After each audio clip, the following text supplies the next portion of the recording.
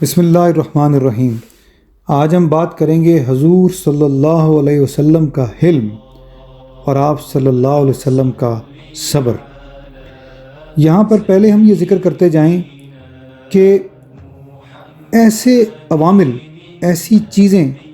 جو انسان کو کسی ریئیکشن پر مجبور کریں، اس کے مد مقابل باوقار رہنا اور اپنے نفس کو قابو میں رکھنے کا نام حلم ہے۔ اور مشکل اور تکلیف کے وقت اپنے آپ کو مطمئن رکھنا وہ صبر کہلائے گا، اور جب کوئی تکلیف پہنچے اور تکلیف دینے والے کے ساتھ بدلہ نہ لیا جائے تو اس کو عفو یا درگزر کہیں گے۔ اور یہ وہ تمام خصائل ہیں جو کہ حضور صلی اللہ علیہ وسلم کی زندگی میں آپ صلی اللہ علیہ وسلم کو اگر ہم دیکھیں تو وہ مکمل طور پر اس سے مالا مال تھے۔ چنانچہ اللہ تعالیٰ نے قرآن پاک میں ارشاد فرمایا، خذ العفو وامر بالمعروف واعرض عن الجاہلین۔ اے محبوب صلی اللہ علیہ وسلم، معافی کرنا اختیار کیجیے اور بھلائی کا حکم دیجیے اور جاہلوں سے منہ پھیر لیجیے۔ یہ روایت ہے کہ جب یہ آیت نازل ہوئی تو حضور صلی اللہ علیہ وسلم نے حضرت جبرائیل علیہ السلام سے اس کی تعویل یا اس کا مطلب پوچھا، تو انہوں نے کہا کہ میں اللہ تعالیٰ سے دریافت کر کے عرض کروں گا۔ دوبارہ وہ جب بارگاہ رسالت میں حاضر ہوئے تو انہوں نے عرض کیا کہ یا رسول اللہ، ارشاد باری تعالیٰ ہے جو تم سے تعلقات توڑے اسے سینے سے لگاؤ، اور جو محروم رکھے اسے عطا فرماؤ، اور جو ظلم کرے اسے معاف کر دو۔ اسی طرح اللہ تعالیٰ نے یہ حکم بھی دیا،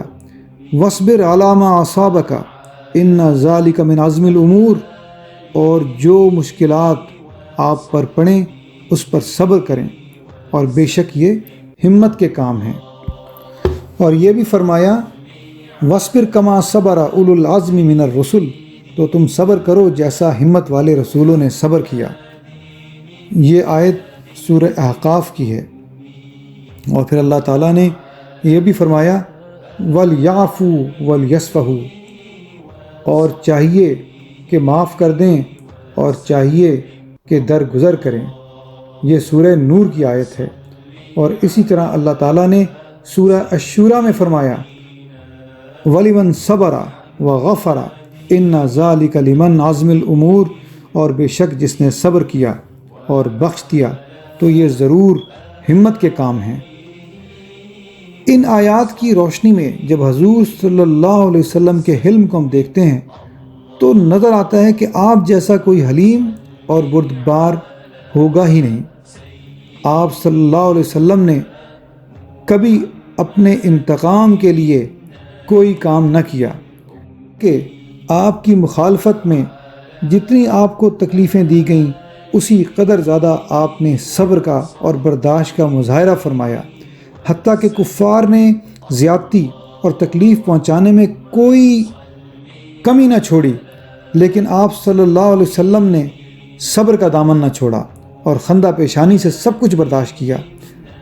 حضرت عائشہ صدیقہ رضی اللہ تعالی عنہا نے فرمایا کہ حضور صلی اللہ علیہ وسلم کو جب بھی دو کاموں میں سے ایک کام کو اختیار کرنے کا حکم ملا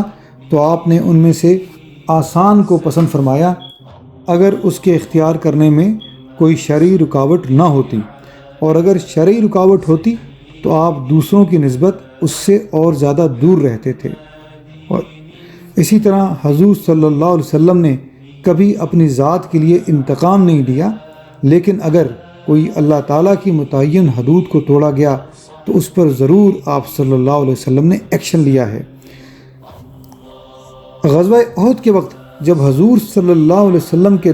دندان مبارک شہید ہوئے اور آپ کا چہرہ انور زخمی ہوا تو صحابہ کرام کو اس واقعے سے بہت ہی صدمہ پہنچا، اور وہ بارگاہ رسالت میں انہوں نے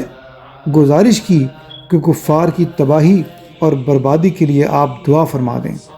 لیکن حضور صلی اللہ علیہ وسلم نے فرمایا کہ مجھے تو اس لیے بھیجا گیا ہے کہ میں مخلوق خدا کو حق کی دعوت دوں، میں ان پر عذاب لانے کے لیے تو نہیں بھیجا گیا۔ اور آپ نے اللہ کے حضور دعا کی، اے اللہ میری قوم کو ہدایت عطا کر دے، یہ لوگ مجھے پہچانتے نہیں ہیں۔ اسی سلسلے میں حضرت عمر رضی اللہ تعالیٰ عنہ سے روایت ہے کہ انہوں نے اس موقع پر حضور صلی اللہ علیہ وسلم کی خدمت میں عرض کی کہ یا رسول اللہ، میرے ماں باپ آپ پر قربان۔ ایسے موقع پر حضرت نوح علیہ السلام نے اپنی قوم کے لیے کہا تھا، جو قرآن میں سورہ نوح میں آیا، ربی لا تذر علی الارض من الکافرین دیارا، اے رب زمین پر کافروں میں سے کوئی بسنے والا نہ چھوڑ۔ اگر آپ صلی اللہ علیہ وسلم بھی اپنی قوم کے لیے ایسی ہی دعا فرما دیتے تو ایک بھی بچنے نہ پاتا، کیونکہ انہوں نے آپ کو زخمی کیا، آپ کے چہرے انور کو خون سے آلودہ کیا، دندان مبارک شہید کر دیا، لیکن اس کے باوجود آپ صلی اللہ علیہ وسلم نے ان کی ہلاکت کی دعا مانگنے سے انکار فرمایا، بلکہ قوم کی بھلائی کے لیے اللہ تعالیٰ کے بارگاہ میں یوں